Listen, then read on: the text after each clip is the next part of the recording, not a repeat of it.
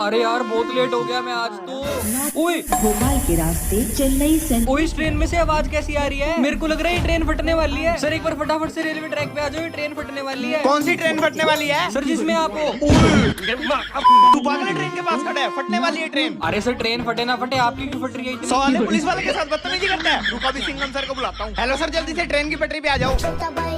स्वागत नहीं करोगे हमारा। अरे सर ये ट्रेन फटने वाली है। और सर इस ट्रेन में से गैस लीक करी है इसने।